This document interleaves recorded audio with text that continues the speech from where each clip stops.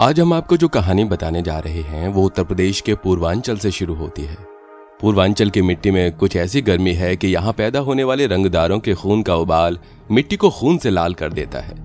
बदमाश राकेश तिवारी ने श्री प्रकाश शुक्ला की बहन के साथ छेड़छाड़ कर दी। इसके बाद श्री प्रकाश शुक्ला ने जो सीन क्रिएट किया वो किसी फिल्मी डायरेक्टर ने भी नहीं सोचा था, और इसी सीन का नतीजा था कि आगे चलकर श्री प्रकाश शुक्ला का हौसला इतना बढ़ गया कि उसने सीधे सीधे उत्तर प्रदेश के तत्कालीन मुख्यमंत्री कल्याण सिंह को मारने की सुपारी ले ली। ये तो केवल एक नाम है।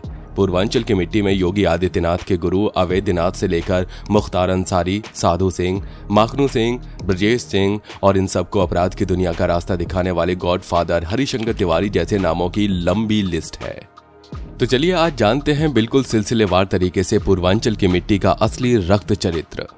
1970 के दशक से पूर्वांचल की मिट्टी के रक्त में छिपा लाल रंग दुनिया को नजर आने लगा था, और इसके पीछे का कारण बड़ा जोरदार था, और वो कारण था ठेका। अरे दिमाग को इधर उधर मत दौड़ाइए, मैं दारू के ठेके की बात नहीं कर रहा हूँ। हम बात कर रहे हैं सरकारी काम के ठेके की। सरकार की नीतियां बदल रही थी।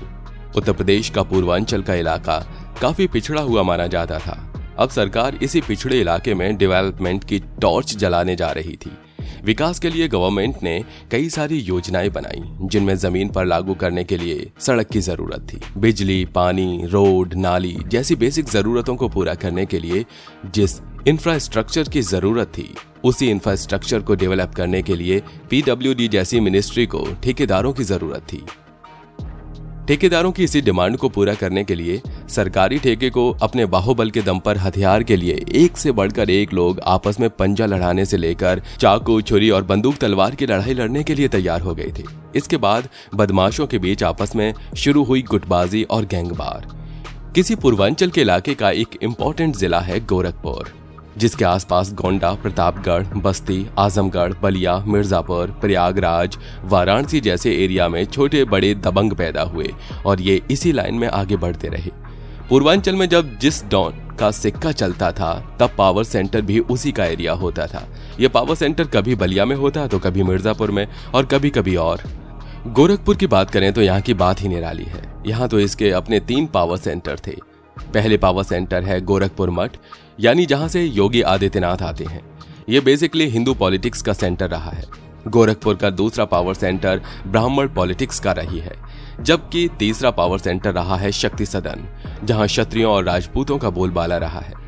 70 के दशक में गोरखपुर विश्वविद्यालय के 2 बड़े नेता उभर कर सामने आए। इनमें पहला था ठाकुर बलवंत सिंह, जो ठाकुरों के टोली की सरदार हुआ करता था, और दूसरे थे हरिशंकर तिवारी, जो ब्राह्मणों के टोले का प्रतिनिधित्व करते थे।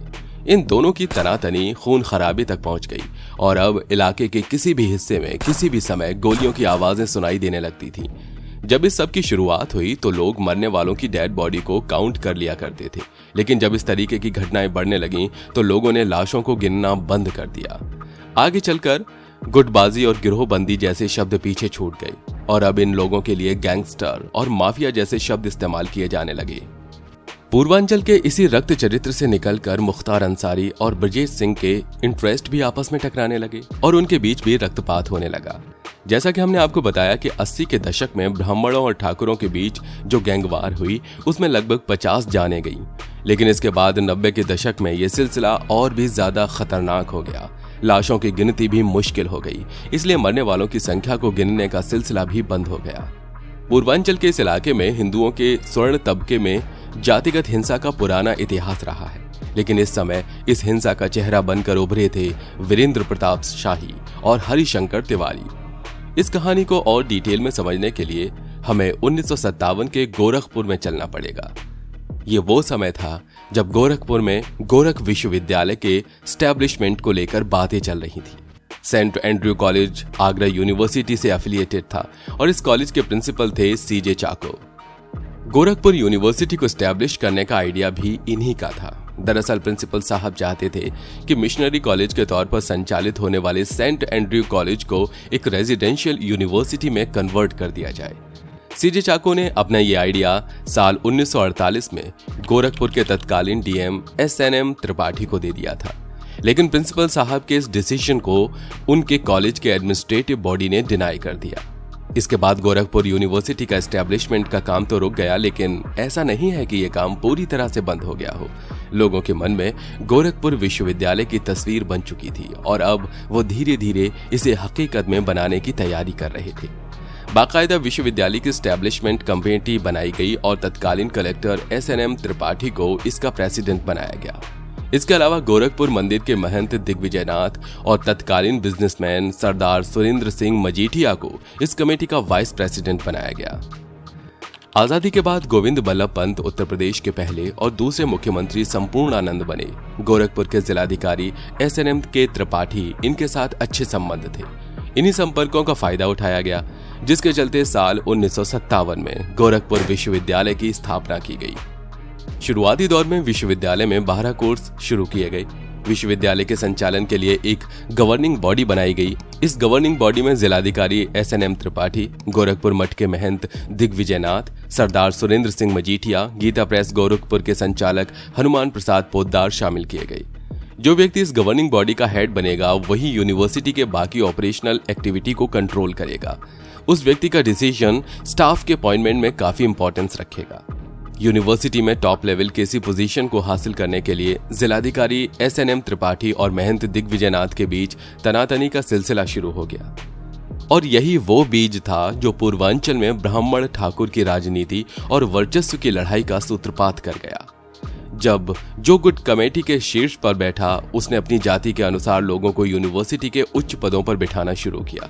जब ब्राह्मण सत्ता में आए तो उन्होंने अपनी जाति के लोगों को यूनिवर्सिटी में जगह दी, और जब ठाकुर सत्ता में आए तो उन्होंने अपने समाज के लोगों को यूनिवर्सिटी में जगह दी।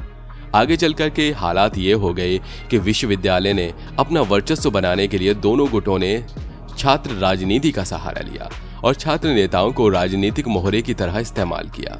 जब SM त्रिपाठी को लगा कि यूनिवर्सिटी में उनका वर्चस्व कमजोर पड़ने लगा है, तब उन्होंने अपने पक्ष में हरिशंकर तिवारी का इस्तेमाल किया। वीडियो आगे भी जारी रहेगा, लेकिन हमारे जिन साथियों ने अभी तक चैनल को सब्सक्राइब नहीं किया है वो सब्सक्रिप्शन का बटन दबाकर नोटिफिकेशन बेल को जरूर ऑन कर लें। हरिशंकर तिवारी इन दिनों एक मजबूत छात्र नेता के तौर पर उभर रहे थे। यूनिवर्सिटी में ब्राह्मण छात्रों के बीच हरिशंकर तिवारी को काफी अच्छी पकड़ मिल गई थी। छात्र राजनीति से आगे बढ़कर जब हरिशंकर तिवारी अपने जीवन में विश्वविद्यालय की पढ़ाई के बाद आगे बढ़े तो उन्होंने राजनीति में कदम रखा और लगातार 6 बार विधायक बने। उत्तर प्रदेश की सरकार में कैबिनेट मंत्री भी बने। उत्तर प्रदेश और खास तौर से पूर्वांचल में उस दौर के जितने बड़े गैंगस्टर और माफिया खड़े हुए थे, उन सभी को हरिशंकर तिवारी का आशीर्वाद प्राप्त था। खुद हरिशंकर तिवारी साल 1960 में गोरखपुर विश्वविद्यालय से समाजशास्त्र में मास्टर डिग्री हासिल कर चुके थे। इसके बाद वो सरकारी ठेकों को हथियाने के हथकंडे अपनाने लगे। तब बलवंत सिंह और रविंद्र सिंह को ठाकुर लॉबी ने राजपूत फेस के तौर पर हरिशंकर तिवारी के सामने रख दिया। साल 1967 में रविंद्र सिंह गोरखपुर विश्वविद्यालय में छात्र संघ के नेता चुन लिए जाते हैं और उनके इस चुनाव में पूरी की पूरी ठाकुर लॉबी का जबरदस्त सपोर्ट रहा। इसके बाद रविंद्र सिंह साल 1972 में लखनऊ विश्वविद्यालय के छात्र संघ के भी अध्यक्ष चुने जाते हैं। एक साथ 2 विश्वविद्यालयों के छात्र संघ का अध्यक्ष चुने जाने के बाद रविंद्र सिंह प्रदेश में एक एक्टिव माने जाने वाले स्टूडेंट लीडर के तौर पर स्टैब्लिश हो चुके थे। इसी दौरान देश की तत्कालीन प्रधानमंत्री इंदिरा गांधी की नीतियों के खिलाफ जयशंकर नारायण ने भी अपना मोर्चा खोल दिया। 1975 में इंदिरा गांधी ने जब देश में इमरजेंसी का ऐलान किया तो तत्कालीन गवर्नमेंट के खिलाफ एंटी इनकम्बेंसी फैक्टर भी टॉप पर था। साल 1977 में इमरजेंसी हटी और देश में चुनाव हुए। उत्तर प्रदेश के विधानसभा चुनाव में जनता दल ने रविंद्र सिंह को टिकट दिया और वो कोडीराम सीट से चुनाव जीतकर विधायक बन गए। आगे चलकर पूर्वांचल में चल रही ब्राह्मण और ठाकुरों के बीच के वर्चस्व की यह लड़ाई अब खूनी संघर्ष में बदलने जा रही थी। साल 1978 में रविंद्र सिंह के करीबी बलवंत सिंह की गोल घर के पास गोली मारकर हत्या कर दी गई। इस हत्याकांड में रुदल प्रताप सिंह का नाम आया। रुदल प्रताप सिंह हरिशंकर तिवारी का काफी करीबी माना जाता था। बलवंत सिंह की हत्या से ठाकुर गुट बौखला गया। ठाकुर लॉबी को अच्छा खासा नुकसान हुआ था। रविंद्र सिंह और बलवंत सिंह का एक और दोस्त हुआ करता था जो कि बस्ती जिले का रहने वाला था और उसका नाम था वीरेंद्र प्रताप शाही। आगे चलकर ठाकुर ग्रुप की कमान इसने ही संभाली। वीरेंद्र शाही अपने बस्ती जिले से अपना राजनीतिक करियर शुरू करने की तैयारी कर रहे थे।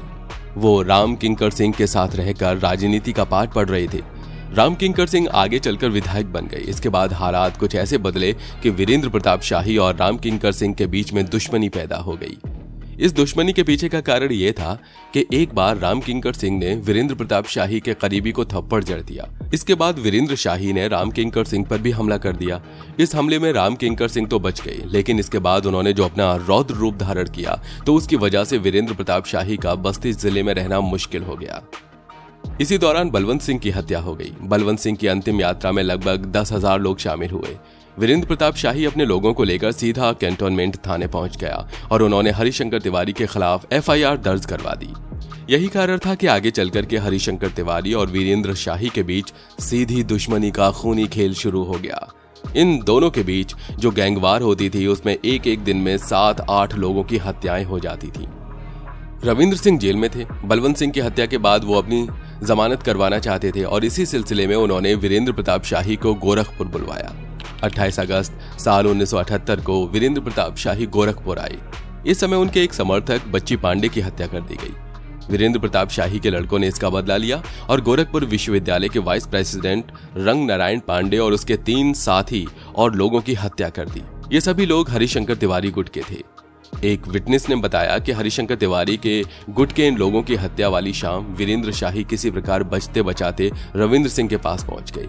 वो MLA गेस्ट हाउस में ठहरे हुए थे। रविंद्र सिंह ने अपने सामने जैसे ही वीरेंद्र शाही को देखा तो तत्काल बोल पड़े, तुम यहाँ क्यों आए हो? अगर किसी ने तुम्हें मेरे साथ देख लिया तो बड़ी बदनामी हो जाएगी। इसके बाद वीरेंद्र शाही ने अपने पास से रिवॉल्वर निकाली और रविंद्र सिंह के कनपट्टी पर तानते हुए कहा कि अच्छा, तो अब तुम विधायक हो गए हो और मैं क्रिमिनल बन गया। इसके बाद बड़ी मजबूरी में रविंद्र सिंह ने वीरेंद्र शाही को छुपाने की व्यवस्था की। इधर हरिशंकर तिवारी गुट के लोगों ने वीरेंद्र शाही गुट के 2-3 लोगों की फिर हत्या कर दी। दोनों ही गुटों को यह एहसास हो गया कि राजनीति में जीत हासिल करके ही अपना दबदबा बनाया जा सकता है। साल 1974 में हरिशंकर तिवारी जब MLC की पोस्ट के लिए इलेक्शन में खड़े हुए थे तब उनको कांग्रेस उम्मीदवार शिव हर्ष उपाध्याय ने हरा दिया था। अब वीरेंद्र शाही रविंद्र सिंह के साथ रहकर राजनीतिक शिक्षा ग्रहण कर रहे थे। इधर हरिशंकर तिवारी ने भी अपने एक नए राजनीतिक शागिर्द को ढूंढ लिया था जिसका नाम था अमरमणि त्रिपाठी। उत्तर प्रदेश की राजनीति में अमरमणि त्रिपाठी आगे चलकर अपनी पहचान बनाने में सफल हो गई। अमरमणि उत्तर प्रदेश में 4 बार विधायक बने और आगे चलकर उत्तर प्रदेश की सरकार में मंत्री भी बने। साल 1980 में हरिशंकर तिवारी और वीरेंद्र शाही के बीच गवर्नमेंट कॉन्ट्रैक्ट को लेकर लड़ाई और भी खतरनाक मोड़ पर आ गई। साल 1980 में विधानसभा चुनाव का दौर था।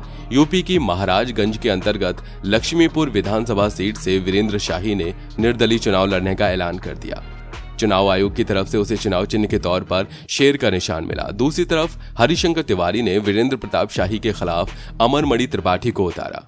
जब चुनाव का नतीजा सामने आया तो वीरेंद्र प्रताप शाही भारी बहुमत से जीत गए। तब वीरेंद्र प्रताप शाही को पूर्वांचल का शेर कहा जाने लगा। इसके बाद साल 1980 में गोरखपुर रेलवे स्टेशन के बाहर वीरेंद्र प्रताप शाही के राजनीतिक मेंटोर रविंद्र सिंह की हत्या कर दी जाती है। रविंद्र सिंह पूर्वांचल में अभी तक ठाकुरों को लीड कर रहे थे। उनकी हत्या के बाद यह लीडरशिप पूरी तरह से वीरेंद्र प्रताप शाही के पास आ जाती है। कुल मिलाकर ठाकुर और ब्राह्मण के बीच वर्चस्व की यह लड़ाई अब भी इतनी खतरनाक मोड़ पर चल रही थी कि दोनों ही पार्टी धन बल, बाहुबल और पॉलिटिकल पावर में अपने आप को दूसरे से बेहतर समझती थी। उस समय पत्रकार रहे श्यामलाल यादव ने इंडियन एक्सप्रेस में लिखे गए अपने एक आर्टिकल में खुलासा करते हुए कहा है कि अगर वीरेंद्र प्रताप शाही को उत्तर प्रदेश के इरिगेशन मिनिस्टर वीर बहादुर सिंह का सपोर्ट हासिल था तो वो हरिशंकर तिवारी को भी श्रीपति मिश्र और कमलप्रीत का सपोर्ट मिला। कमलप्रीत सिंह साल 1971 से 1973 के बीच यूपी के CM रहे, जबकि श्रीपति मिश्रा साल 1982 से 1984 तक उत्तर प्रदेश के CM रहे। यानी इसी दौरान यूपी में हरिशंकर तिवारी का डंका बजा करता था। इसके बाद साल 1985 में वीर बहादुर सिंह उत्तर प्रदेश के मुख्यमंत्री बने और वो साल 1988 तक यूपी के CM भी रहे। इस दौरान यूपी में वीरेंद्र प्रताप शाही की हनक बनी रही। दूसरी तरफ यूपी के तत्कालीन CM वीर बहादुर सिंह यूपी में एंटी सोशल एलिमेंट्स और गुंडागर्दी पर कंट्रोल करना चाहते थे, जिसके लिए उन्होंने गैंगस्टर एक्ट और anti social activity ordinance pass किए। उस समय तक पूरे पूर्वांचल में हरिशंकर तिवारी और वीरेंद्र प्रताप शाही गैंग का वर्चस्व कायम हो गया था। पत्रकार संतोष भारतीय बताते हैं कि इस समय तक वीरेंद्र प्रताप शाही को गोरखपुर मंदिर के महंत अद्वैत नाथ का सपोर्ट हासिल था। आपको बता दें कि अद्वैत नाथ आज के दौर में यूपी के CM और गोरखपुर मठ के महंत योगी आदित्यनाथ के गुरु हुआ करते थे। 80 के दशक में एक समय ऐसा भी था जब हरिशंकर तिवारी के साथ 30 विधायकों का सपोर्ट था और वीरेंद्र प्रताप शाही के साथ 40 एमएलए थे। 1985 में जब यूपी विधानसभा में इलेक्शन हुए तो हरिशंकर तिवारी ने चिल्लूपार विधानसभा सीट से चुनाव लड़ने का ऐलान कर दिया, लेकिन इस विधानसभा सीट से रघुनाथ चतुर्वेदी कांग्रेस पार्टी से बीते 3 बार से एमएलए बनते चले आ रहे थे। चिल्लूपार विधानसभा से लगा हुआ एक और कस्बा बड़हलगंज है। यहाँ पर डॉक्टर मुरलीधर दुबे प्रैक्टिस किया करते थे और वो रघुनाथ चतुर्वेदी के सपोर्टर थे। इसी बीच डॉक्टर मुरलीधर दुबे की हत्या हो गई और इसका आरोप एक राजपूत पर लगा। हरिशंकर तिवारी रघुनाथ चतुर्वेदी को ये समझने में कामयाब रहे कि ब्राह्मण ठाकुर की इस लड़ाई में कम से कम एक ब्राह्मण को तो एक ब्राह्मण का साथ देना चाहिए। हरिशंकर तिवारी ने रघुनाथ चतुर्वेदी को बातों का ऐसा मायाजाल दिखाया कि और चुनाव से पहले रघुनाथ चतुर्वेदी ने कांग्रेस पार्टी से इस्तीफा दे दिया और चौधरी चरण सिंह की पार्टी से हरिशंकर तिवारी के लिए चिल्लूपार विधानसभा सीट से टिकट की व्यवस्था कर ली। हरिशंकर तिवारी इस चुनाव के दौरान जेल में थे। उन्होंने जेल से ही पर्चा भरा और रघुनाथ चतुर्वेदी की मदद से विधायक भी बन गए। इसके बाद तो हरिशंकर तिवारी ने आने वाले 6 विधानसभा चुनाव जीते। हरिशंकर तिवारी का जलवा ऐसा था कि सरकार चाहे मुलायम सिंह यादव की हो, बहुजन समाज पार्टी की हो, भाजपा की बनी हो, हरिशंकर तिवारी मंत्री जरूर बने। इतना ही नहीं, केवल एक दिन के सीएम बने जगदम्बिका पाल ने भी हरिशंकर तिवारी को अपनी सरकार में कैबिनेट मंत्री बनाए रखा। इस बीच वीरेंद्र शाही में भी अपना वर्चस्व बराबर बनाए रखा था। 1985 में हुए चुनाव में वीरेंद्र शाही एक बार फिर से विधायक बने। वीरेंद्र शाही का वर्चस्व इतना अधिक था कि लोग उनके नाम से काम चला रहे थे। दरअसल टाइम्स ऑफ इंडिया की वेबसाइट पर वीरेंद्र शाही एक सपोर्टर गंगवार का इंटरव्यू पब्लिश हुआ, जिसमें उन्होंने बताया कि जब वो बहराइच गए तो वहां उन्होंने देखा कि पीडब्ल्यूडी का एक इंजीनियर अपने आप को वीरेंद्र शाही का बड़ा भाई बताता है, जबकि वो अच्छी तरह से जानते थे कि वीरेंद्र शाही अपने माँ बाप की इकलौती औलाद थे। बाद में पता चला कि वो ऐसा इसलिए करता था कि वीरेंद्र शाही के नाम पर सरकारी ठेके हासिल कर सके। आगे चलकर वीरेंद्र शाही ने आने वाले 2 विधानसभा चुनावों में महाराजगंज और नौतनवा विधानसभा से निर्दलीय प्रत्याशी के तौर पर चुनाव लड़ा और हार गया। यहाँ से वीरेंद्र शाही का टाइम पीरियड डाउन होना शुरू हुआ। इसी बीच यूपी में एक और गैंगस्टर ने जन्म लिया। दरअसल राजेश तिवारी नाम के एक बदमाश ने एक लड़की को छेड़ दिया। उस लड़की के भाई का नाम श्री प्रकाश शुक्ला था। शुक्ला ने अपनी बहन को छेड़ने वाले को मौत के घाट उतार दिया, लेकिन इसके बाद उसको किसी न किसी का सपोर्ट की जरूरत थी और उसे यह सपोर्ट हरिशंकर तिवारी से मिला। हरिशंकर तिवारी ने श्री प्रकाश शुक्ला को बैंकॉक भेज दिया। शुक्ला जब बैंकॉक से लौट कर आया तो अपराध की दुनिया में पहले से भी अधिक सक्रिय हो गया। अब वो अकेला ही पूरे एरिया का डॉन बनना चाहता था। इसके लिए जरूरी था कि वो हरिशंकर तिवारी और वीरेंद्र शाही दोनों को ही टपका दे।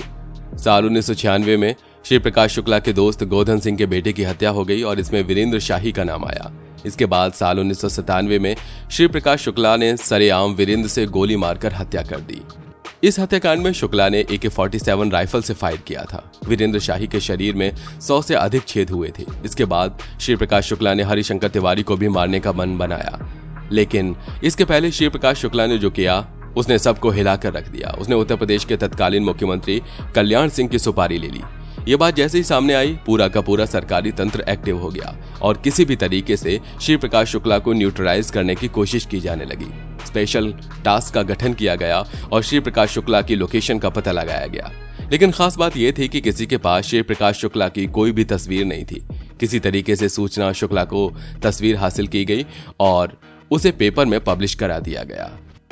फाइनली पुलिस को श्री प्रकाश शुक्ला की लोकेशन दिल्ली की मिली और उसे दिल्ली में ही घेर लिया गया। 23 सितंबर साल 1998 को पुलिस के साथ हुई मुठभेड़ में श्री प्रकाश शुक्ला मारा गया, मगर हरिशंकर तिवारी को कोई फर्क नहीं पड़ा। साल 2023 में हरिशंकर तिवारी का 91 साल की उम्र में हार्ट अटैक की वजह से निधन हो गया। आगे चलकर पूर्वांचल में साधु सिंह और माखनू सिंह भी सक्रिय हुए। उनके साथ एक और व्यक्ति जुड़ा जिसका नाम था मुख्तार अंसारी। अब गैंगवार मुख्तार अंसारी और ब्रजेश सिंह के गैंग के बीच में होने लगी थी। इस पूरे वीडियो पर आपकी क्या राय है हमें कमेंट बॉक्स में लिखकर जरूर बताइएगा। तो ये थी पूर्वांचल के मिट्टी के रक्त चरित्र की पूरी कहानी। उम्मीद करते हैं कि वीडियो आपको पसंद आया होगा। इसे लाइक करके अपने दोस्तों के साथ शेयर जरूर कीजिएगा। फिर मिलेंगे नई वीडियो में, तब तक के लिए जय हिंद, जय भारत, वंदे मातरम।